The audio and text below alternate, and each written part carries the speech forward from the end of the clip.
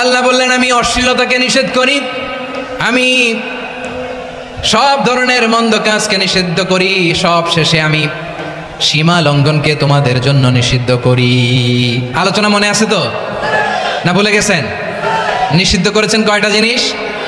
1 নম্বরে অশ্লীলতা, 2 নম্বরে মুনকার তথা সব মন্দ কাজ, 3 নম্বরে আল বাগি, সীমা লঙ্ঘন, ক্রসিং দ্য লিমিট। সীমা লঙ্ঘন করা ভালো না। We all should know all limits. চিল্লায় বলেন ঠিক কিনা? একই আয়াতে আল্লাহ বললেন কুল ইন্নামা হারামা রাব্বিয়াল ফাওয়াহিশা মা যাহারা মিনহা ওয়া মা বাতানা ওয়াল ইসমা ওয়াল বাগিয়া বিগাইরিল হক। অন্যায় ভাবে যে অবাধ্য হয়, যে সীমা লঙ্ঘন করে, তাদেরকেও আমি এটা হারাম করে দিলাম। সীমা লঙ্ঘন করা হারাম, সীমা লঙ্ঘন করা হারাম। আল্লাহ বারবার বারবার আমাদেরকে ওয়ার্নিং দেয়। যখন আমরা থামি না তখন আল্লাহ ধরে, আর যখন ধরে তখন ছাড়ে না। ধরে ধরে ধরে না, ধরলে আল্লাহ। ফেরাউনকে কিন্তু হুট করে ধরে নাই, আপনারা জানেন 9 বার ওয়ার্নিং দিয়েছে ফেরাউনকে। আল্লাহ তাআলা ওয়ার্নিং দিয়েছিল কয়বার? বীর চট্টলার বীর সেনানীরা আওয়াজ করে বলেন, ফেরাউনকে ধরার আগে ওয়ার্নিং দেওয়া হয়েছিল কয়টা?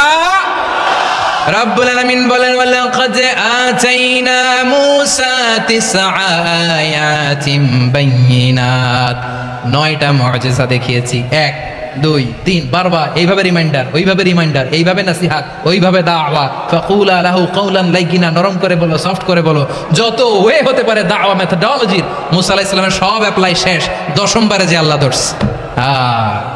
10ম বারে যে ধরেছে। এজন্য আল্লাহ বলেন আমি সীমা লঙ্ঘনকে পছন্দ করি না। কোরআনের অন্য আয়াতে বাগীকে বলা হয়েছে আল ইতিদা, সীমা লঙ্ঘন যারা করে তাদেরকে আল্লাহ বলেছেন মুতাদিন। ওয়াকাতিলু ফি সাবিলিল্লাহিল্লাযীনা ইউকাতিলুনাকুম ওয়া লা তা'তাদু ইন্নাল্লাহা লা ইউহিব্বুল মুতাদিন। আমি সীমা লঙ্ঘনকারীদেরকে কোশ্চিনকালেও পছন্দ করি না। আমরা যেন সীমা লঙ্ঘন না করি, রাজি আছেন তো? যে কোনো ক্ষেত্রে ইবাদতে যেন সীমা লঙ্ঘন না করি। অনেকে আমরা ইবাদতে সীমা লঙ্ঘন করে ফেলি। বিশ্বনবী সাল্লাল্লাহু আলাইহি ওয়াসাল্লাম যেটা শিখিয়েছেন এর বাইরে যে অতিরিক্ত বুজুর্গ হতে চায়, এরকম আছে না নাই? করা যাবে না, কোনো ক্ষেত্রে সীমা লঙ্ঘন করা যাবে, এমনকি যুদ্ধক্ষেত্রেও না। বিশ্বনবী সাল্লাল্লাহু আলাইহি ওয়াসাল্লাম বলেন খবরদার যুদ্ধক্ষেত্রেও সীমা লঙ্ঘন করো না।